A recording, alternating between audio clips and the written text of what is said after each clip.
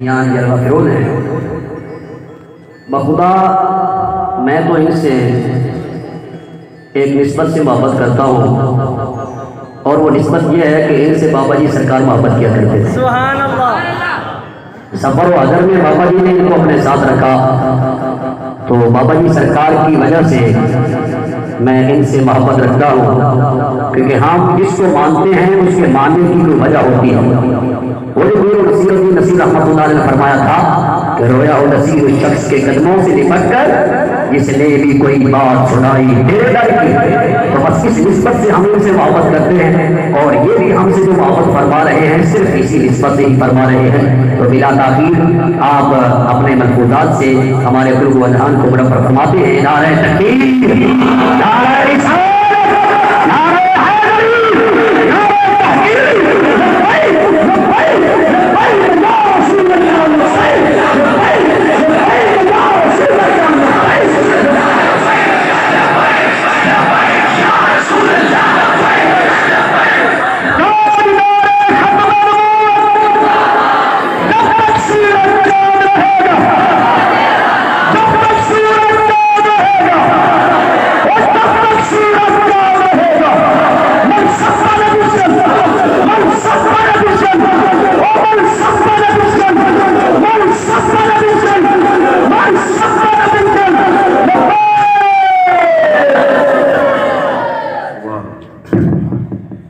السلام علیکم ورحمۃ اللہ وبرکاتہ. وعلیکم السلام.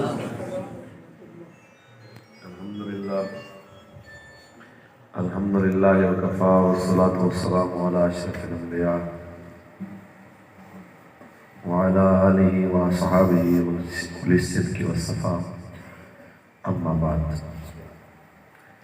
اللہ کریم جل وعلا کی لا تعداد حمد و ثنا کے بعد آقا نامدار شفیع روز شمار حضور احمد مصطفیٰ محمد مصطفیٰ صلی اللہ علیہ وسلم کی ذات طیبہ پہ لامحدود درود و سلام کے نذرانے پیش کرنے کے بعد استاد العلماء حضرت علامہ مولانا مفتی محمد امتیاز الحسن صاحب رضوی دامت برکاتہ العالیہ اور دارالعلوم جامعہ چشتیہ نظامیہ کے مدرسین، معاونین، طلباء،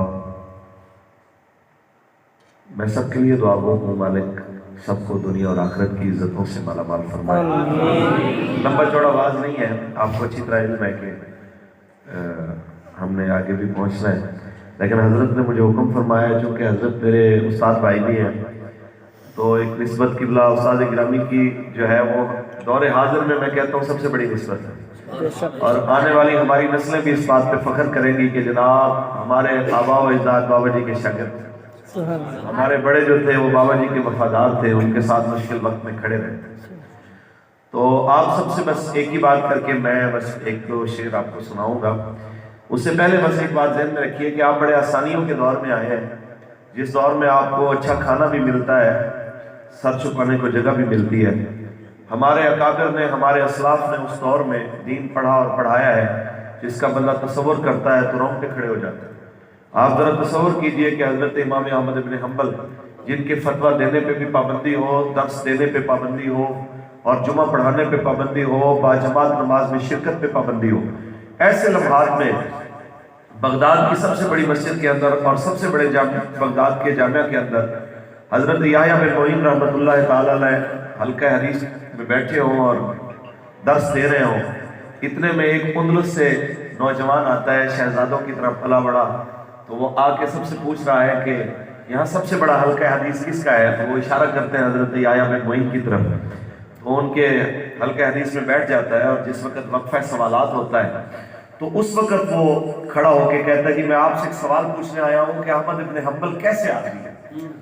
یہ ایسے ہی سمجھ لیں آپ کے کوئی سرکاری مسجد کے اندر بابا جی کی موجودگی میں کوئی آ کے پوچھ لے یا وزیر اعظم ہاؤس کی مسجد کے خطیب سے کو پوچھ لے کہ آپ بتائیے کہ بابا جی کے بارے میں آپ کا کیا خیال ہے، تو آپ سوچیں کہ بھائی کتنا مشکل ہوگا. تو چونکہ حدیث شریف سامنے تھی تو انہوں نے کہا کہ سچ یہ ہے کہ اس وقت روئے زمین میں ان سے بہتر عالم میں نے کوئی نہیں دیکھا.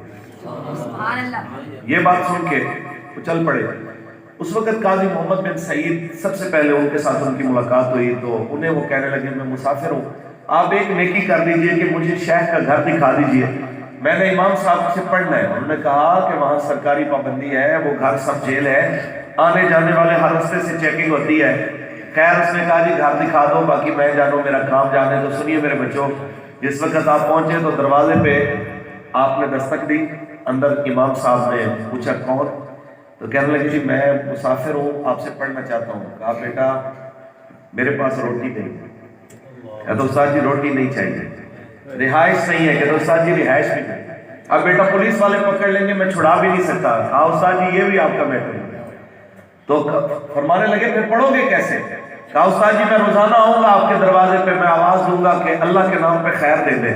حساب کتاب دیکھ کے آواز دوں گا. جب پولیس والے دائیں بائیں ہوں گے تو میں آپ کے دروازے پہ دستک دے کے کہوں گا اللہ کے نام پہ خیرات دے دو. آپ دروازے پہ آنا, جب تک پولیس نہیں آئے گی آپ حضور کی حدیثیں سناتے رہنا, میں لکھ کر دوں.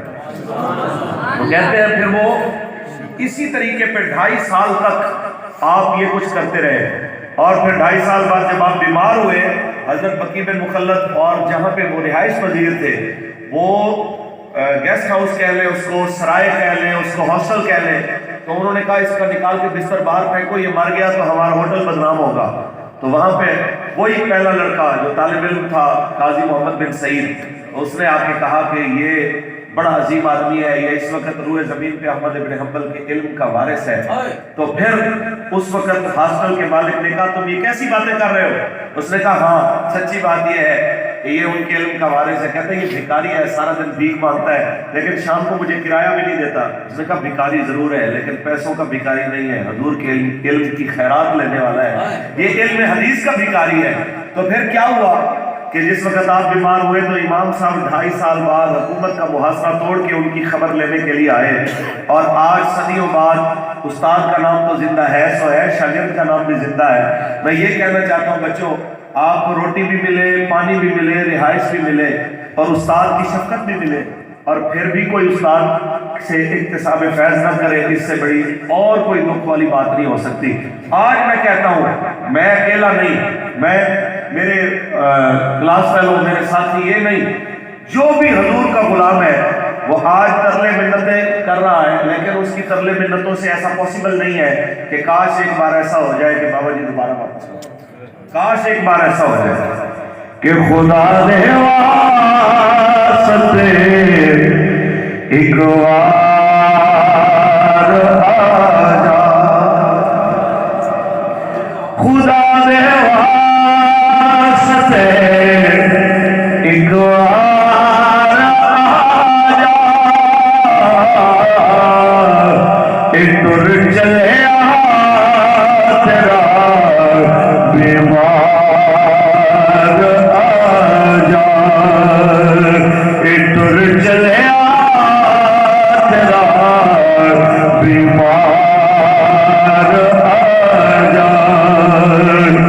میں سن کے تیری مٹھیاں بنا دوں, سنا مٹھی گفتار آ جا, ایک ٹر چلے تیرا بیمار آ جا, خدا دے واسطے ایک بار آ جا. غماں دے بوجھ بے حال کیتا, غماں دور کر غمخوار آ جا, ایک ٹر چلے تیرا بیمار آ جا, خدا دے واسطے ایک بار آ جا. حضرت کے مشن پہ استقامت کے ساتھ پہرا دینا ہے, حضور کے دین کو انشاءاللہ تک پھیلانا ہے انشاءاللہ. اللہم صلی علی محمد النبی الامی وعلی آلہ وصحبہ وبارک وسلم. میرے مولا کریم اس عظیم و شان دارالعلوم جامعہ چشتیہ نظامیہ کو صبح قیامت تک آباد و شاد فرما، اس کے معاونین کو، اس کے معلمین کو، متعلمین کو میرے مالک مولا دونوں جہانوں کی برکتیں عطا فرما، اور ہم سب کو نبی رحمت کی عزت و ناموس کا پہرے دار بنا۔ صلی اللہ تعالیٰ علیہ